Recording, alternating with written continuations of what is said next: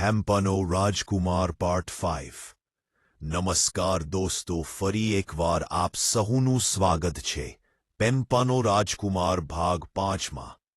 દોસ્તો, ભાગ 4માં આપણે જોયું કે ઝેફ્રીનની માતા એક સ્પેનિશ એટલે કે યુંકા છે। જ્યારે ઝેફ્રીન આ વાત જાણે છે તો એ આ વાત માની શકતો નથી, તે દુઃખી થઈ જાય છે। હવે જોઈમે આગળ શું થાય છે। બીજા દિવસે ઝેફ્રીન અને તેના દોસ્તો નદી કિનારે રમવા જાય છે। રમતા રમતા ઝેફ્રીન ઝામરીન નામના છોકરા સાથે ઝઘડી પડે છે। બંને હાથોહાથની લડાઈ કરતા હોય છે ત્યારે ઝેફ્રીનના પિતા મેન્યુઅલ ત્યાં આવી બંનેને છોડાવે છે। મેન્યુઅલ ઝેફ્રીનને નજીકના પહાડ પાસે લઈ જાય છે। From the present state, this is an આત્મનો પહાડ કહે છે, જ્યાં મહાન ગિનીચીની પ્રાર્થના કરવામાં આવે છે। તું જો પેલો આગનો પહાડ દુઃખથી કેવો સફેદ થઈ ગયા હે, એ અપાના નસીબ પર રડે છે। બહાના આગન એક મહાન સપા યા હાનાલક છે, થેન્ક્સ યુ, પણ હું ન ઝૂક્યો।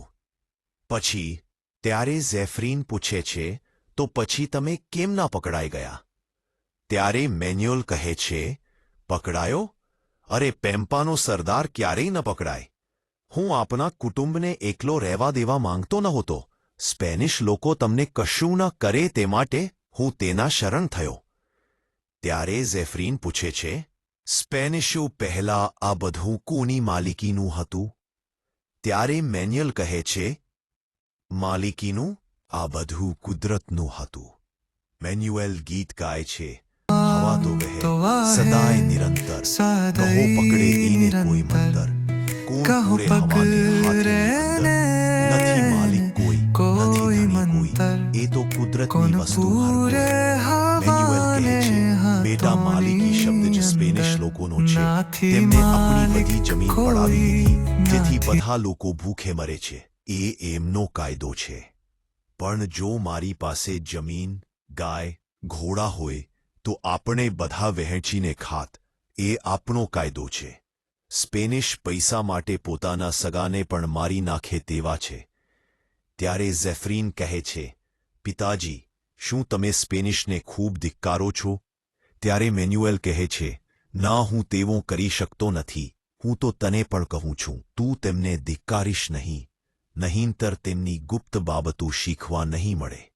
હું ઈચ્છું છું કોઈ સ્પેનિશોની બધી રીતભાત, ગુપ્ત બાબતો શીખી લે, જેથી આપણે આપણું ગુમાવેલું રાજ્ય મેળવી શકીએ, આપણે પોતાની જિંદગી જીવી શકીએ।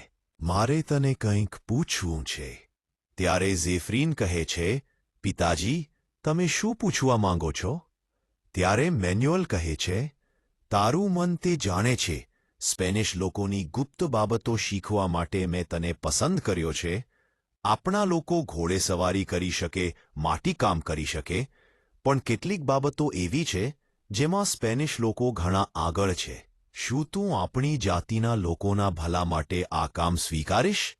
ત્યારે ઝેફ્રીન કહે છે, હા પિતાજી, હું આપણા લોકોના ભલા માટે આ કામ સ્વીકારું છું। હું પેમ્પાનો સરદાર બનીશ, આપણા લોકોની ભલાઈ માટે। બંને ઘર તરફ જવા નીકળે છે। તો દોસ્તો, શું ઝેફ્રીન તેના કાર્યમાં સફળ થશે? તે સ્પેનિશ લોકોની ગુપ્ત બાબતો શીખી શકે છે? તે માટે રાહ જુઓ ભાગ 6-16ની।